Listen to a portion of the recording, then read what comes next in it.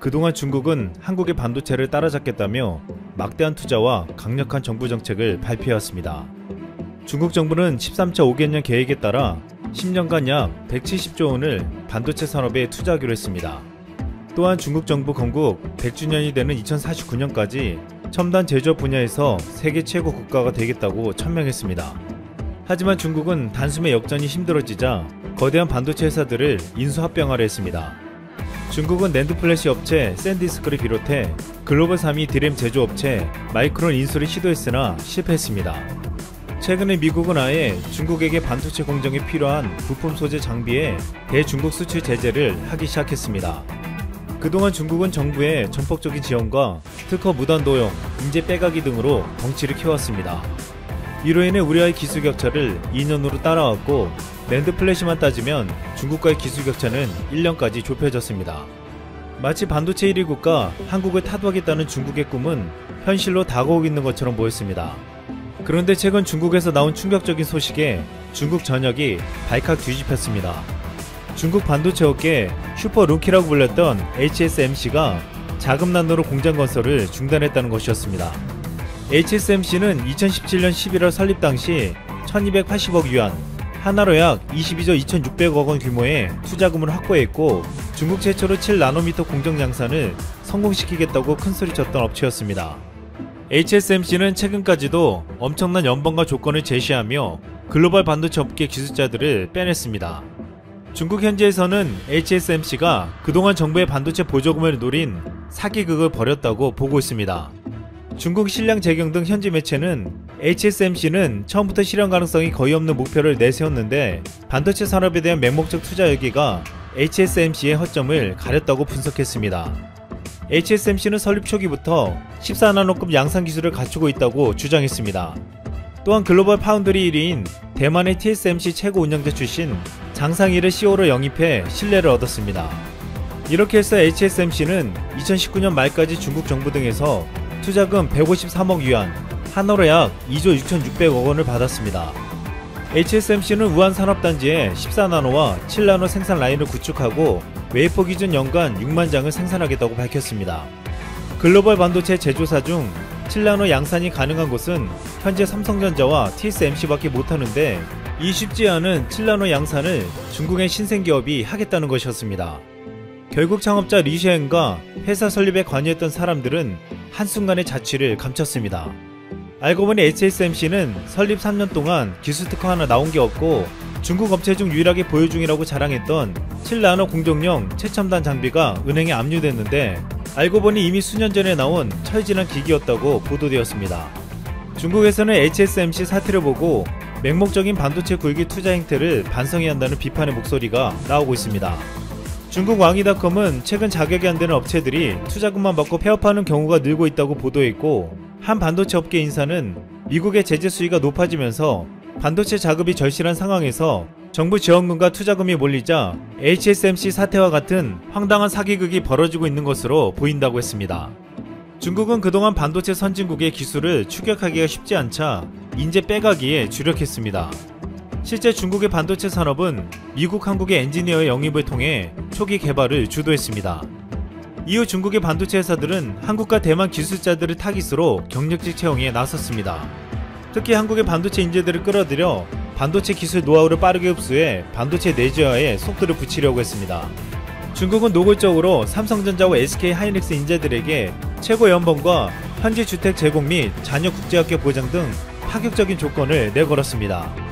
특히 얼마 전 장원기 전 삼성전자 사장이 중국 반도체 업체 부회장으로 영입되어 논란이 일어났는데 결국 기술 유출 논란이 벌어지자 부담을 느끼고 사직했습니다.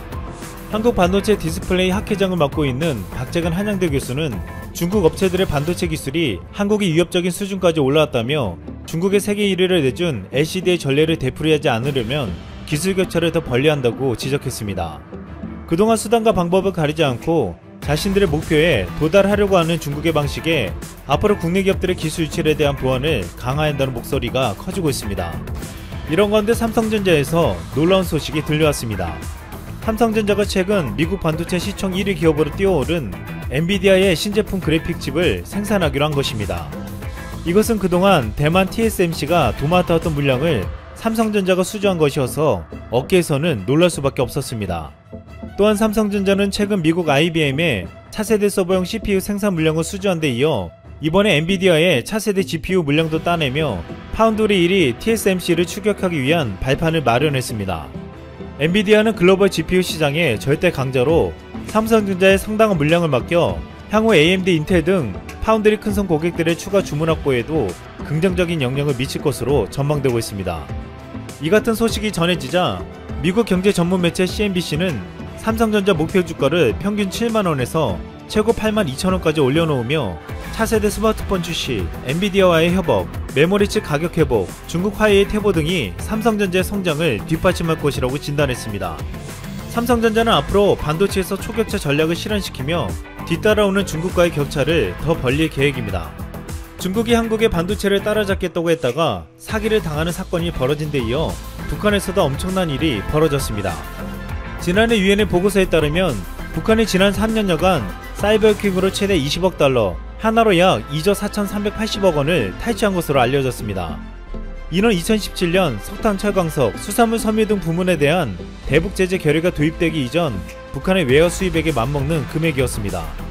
그런데 중요한 것은 여기서 가장 많이 피해를 본 것은 한국으로 전체의 3분의 1에 육박하며 피해액이 수억 달러에 달할 것으로 추정되었습니다. 지난 전세기에서 5년간 최악의 해킹 사건 배후에는 북한 정부가 있었습니다. 북한은 2016년 방글라데시 중앙은행에서 북한 해커들을 통해 8,100만 달러를 강탈했고 지난해 칠레은행 ATM을 공격해 1,000만 달러를 훔치기도 했습니다. 또한 지난해 발생한 가상통화 거래소 해킹의 약 65%가 북한에 의한 것으로 추정되기도 했습니다. 북한 해커들은 고도의 기술을 가지고 해킹에서 막대한 이익을 챙겼는데 이렇게 북한 해커들에 의해 강탈된 돈은 김정은 정권의 자금줄이 되었습니다. 유엔 제재로 인해서 외화벌이가 금지되고 강력한 제재를 받는 김정은이 믿는 것은 해킹뿐이었습니다. 그런데 최근 김정은이 뒷목을 잡고 극대노한 사건이 벌어졌습니다. 해외 파견한 금융해커 간부 2명이 행방이 묘연해지면서 김정은 개인 금고의 수백억 달러가 한순간에 사라진 것입니다. 이 금융해커 간부 2명은 김정은에게 가는 외화 현금을 가지고 북한으로 가던 중 돈을 가지고 도망친 것으로 보고 있습니다. 이 소식을 들은 김정은은 극도로 분노하며 무조건 체포하라고 명령을 내렸고 북한 보위부가 중국에 대거 파견돼 체포에 나섰습니다. 이뿐만 아니라 그동안 북한의 해킹을 눈여겨본 미국도 반격에 나섰습니다. 미 국토산하부 산하, FBI 등 4개 기관은 북한의 해킹 그룹 비글보이즈가 2015년부터 한국, 일본, 대만 등 38개국에 약 20억 달러를 탈취하려고 했다는 사실을 밝혀냈습니다. 또한 미 법무부는 워싱턴 연방법원에 북한이 가상화폐 거래소를 상대로 저지른 2건의 사이버 공격과 연루된 계좌 280개에 대한 민사 몰수 소송을 제기했습니다. 또한 어피트 해킹에 대한 북한이 연루된 사실을 밝혀내고 북한 해킹 조직에 대한 수사망을 좁히고 있습니다. 이렇게 마지막 남았던 외화벌이까지 어려워지자 김정은은 심각한 위기에 놓여있습니다. 그런데 이런 김정은을 조건 없이 만나겠다고 하는 사람이 있습니다. 최근 일본에서 아베가 물러나자 차기 총리가 거의 확실시되는 스가입니다. 스가는 최근 김정은과 조건 없이 만나고 싶다는 의사를 밝혔습니다. 아베는 총리 시절 납북 일본인 전원 귀국을 위해 전력을 다하겠다고 했지만 김정은을 한 번도 만나지 못했습니다. 아베와 스가는 북한 납치 문제로 맺어진 18년 정치 동지로서 스가는 제일 먼저 이 문제를 해결하려 하고 있습니다. 그런데 스가가 김정은을 만나려면 엄청난 돈을 준비해야 할 것 같습니다. 북한은 한국에 대한 징용배상 판결을 인정하지 않는 일본을 비판하며 상상을 초월하는 고통을 받은 피해자들의 손해배상 요구를 무시하고 정면에서 도전하는 파렴치한 망언이 아닐 수 없다라고 말하며 강제징용이나 성노예 등 범죄에 대한 일본 정부의 사죄와 배상을 받을 때까지 단호하게 싸울 것이라고 강조한 바 있습니다. 일본이 북한과 수교하고 납북자를 데리고 오려면 천문학적인 배상액을 줘야 할 거란 분석이 있습니다. 즉 스가는 김정은을 만나려면 과거 잘못에 대한 사죄와 배상을 해줘야 한다는 것입니다. 지금 외화벌이가 끊긴 김정은은 스가의 연락을 기다리고 있을지도 모르겠습니다. 자, 오늘의 주제 속보 쥐소미아 조건부 연기론 등장, 그리고 미국 주한미군 오히려 더 늘린다 라는 주제로 여러분들과 한번 이야기를 나누어 보도록 하겠습니다.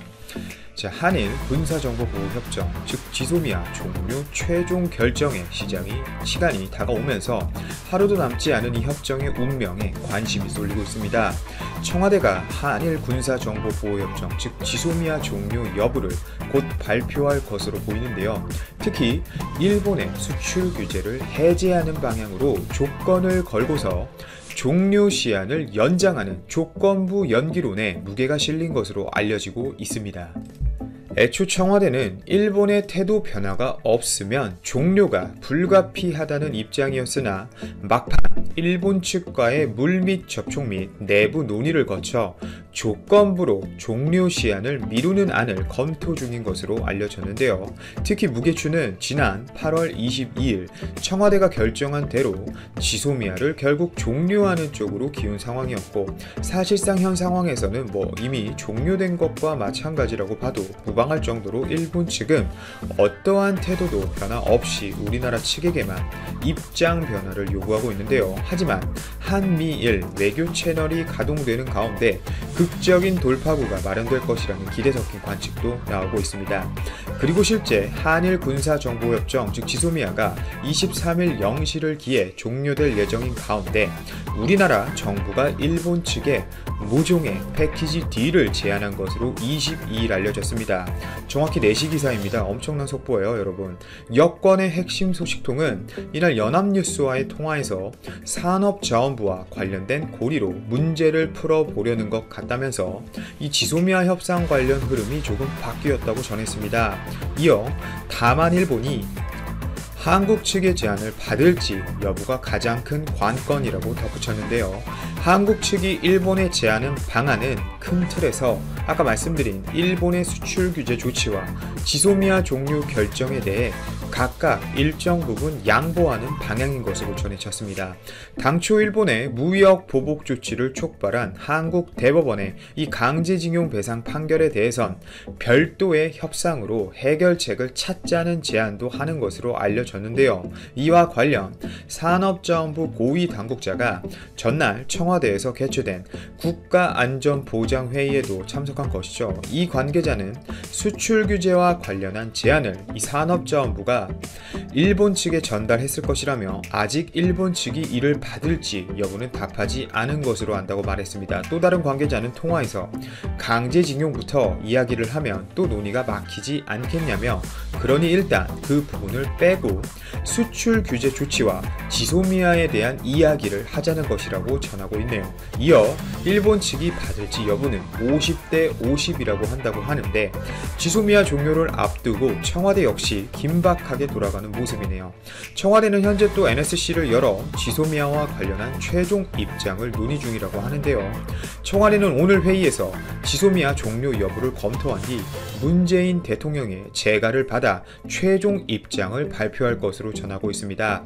어젯밤에는 또 광경화 외교부 장관과 마이크 폼페이오 미 국무부 장관이 통화하고 지소미아 등 상호 관심사에 대한 의견을 교환했다고 하는데요. 지소미아 시한을 목전에 두고 이뤄진 한미 외교수장 통화인 만큼 이목이 쏠렸습니다. 정부 당국자는 22일 우리 정부는 여러 요소와 여러 경우의 수를 고려하면서 끝까지 일본과의 외교적 노력을 기울이고 있다면서 일본 태도 변화를 끌어내기 위해 고심하고 있다고 밝힌 가운데, 결국 일본의 태도 변화를 위해 당근책을 우리나라가 제시한 것이라고 볼 수 있는데요.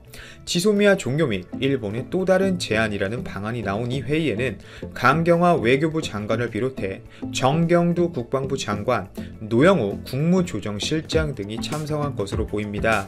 그리고 또 사우디아라비아를 방문 중이던 정 장관은 애초 일정보다 하루 이른 이날 오전 급거 귀국해 청와대로 향했고, 통일부에서는 미국 방문 중인 김현철 장관을 대신해 서우 차관이 참석한 것으로 알려졌습니다.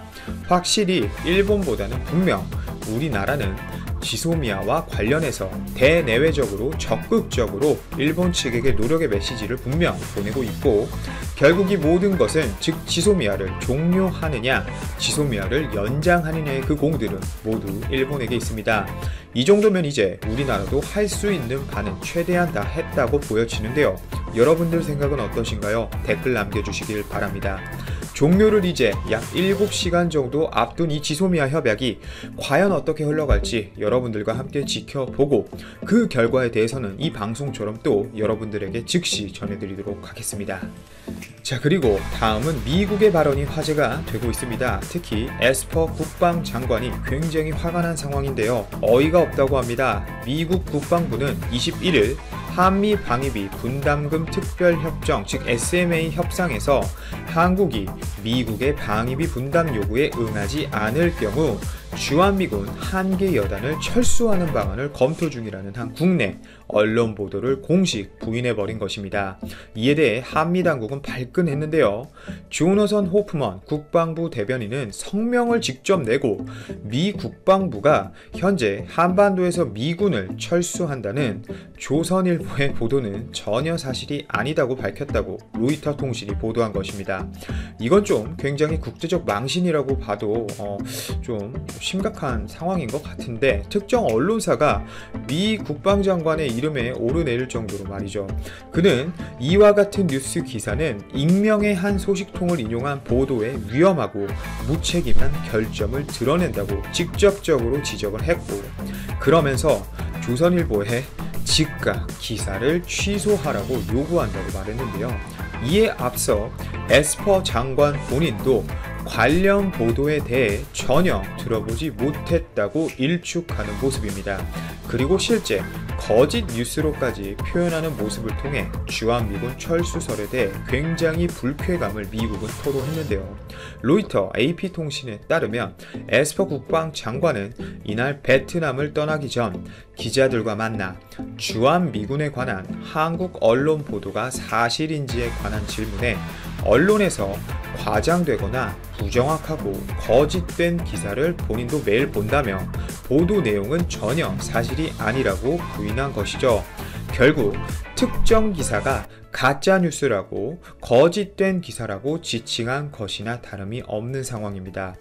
또 협상이 실패한다면 미군을 철수한다는 위협이 있을 수 있냐는 반복된 물음에는 이것으로 절대 동맹을 위협하지 않는다. 이것은 분명 협상이다 라고 답했습니다. 실제 한국의 현재 주둔 중인 미군 규모는 28,500명입니다. 그런데 재미있는 부분은 미국은 2019년 오히려 국방수권법을 통해 주한미군 규모를 22,000명 이하로 오히려 줄이지 못하도록 정해놓은 상태인데요. 이 말은 최대 6,500여 명까지 줄일 수 있다는 뜻으로 읽힐 수도 있겠죠.